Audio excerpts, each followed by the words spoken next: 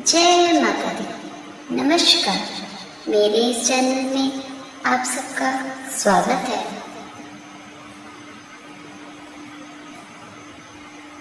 आज नवरात्रि का छठा दिन है।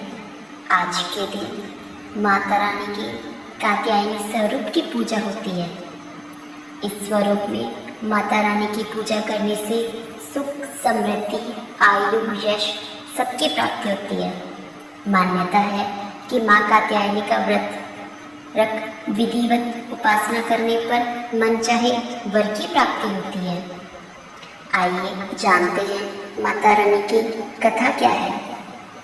पुरानी कथा के अनुसार एक बार महर्षि कात्यायन ने संतान प्राप्ति के लिए माँ भगवती की कठोर तपस्या की।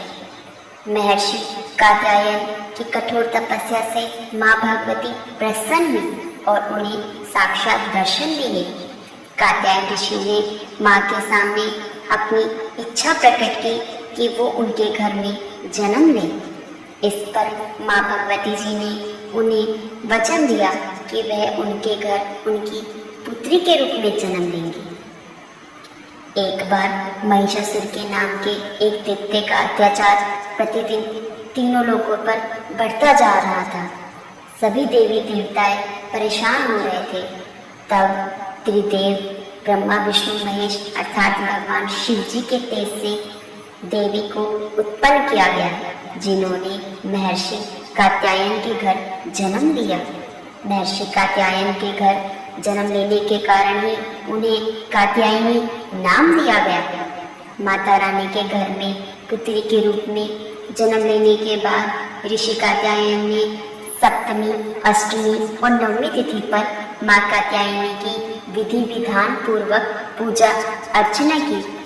इसके बाद माँ कात्यायनी ने दशमी के दिन महिषासुर का वध किया और तीनों लोगों को उसके अत्याचारों से मुक्ति दिलाई। जानते हैं माता रानी का स्वरूप कैसा है। माता रानी बहुत ही सुंदर है। उन्हें लाल रंग का फूल बहुत प्रिय है, अतः उनकी पूजा में गुड़हल या गुलाब के फूल माता रानी को चढ़ाने चाहिए। माता रानी की सवारी सिंह है, उनकी 4 भुजाएं हैं। उनके सिर पर हमेशा मुकुट सुशोभित रहता है। 2 भुजाओं में कमल और तलवार धारण करती हैं। माँ एक भुजा में वर मुद्रा और दूसरी भुजा में अभय मुद्रा में रहती हैं।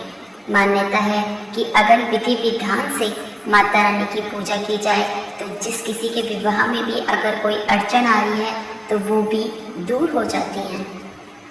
अतः माता रानी की पूजा पूरे विधि विधान से करनी चाहिए। कहते हैं भगवान श्री कृष्ण जी और राम जी ने भी माँ कात्यायनी जी की पूजा की थी और कहते हैं जो गोपियाँ हैं वो भी भगवान श्री कृष्ण जी को पति के रूप में पाने के लिए माँ दुर्गा के इस स्वरूप की पूजा करती थी। माँ दुर्गा ने सृष्टि के धर्म को बनाए रखने के लिए ही ये अवतार लिया था। और माता रानी को भोग में शहद चढ़ाएं, क्योंकि माता रानी को शहद अति प्रिय है। इस तरह से माता रानी की विधि विधान से पूजा करते हैं तो सभी मनोकामनाएं पूरी होती हैं। कथा के अंत में माता रानी को जय जयकार जरूर करें। धन्यवाद। हमारी ऐसी और कहानियों को जानने के लिए चैनल को लाइक और सब्सक्राइब कीजिए।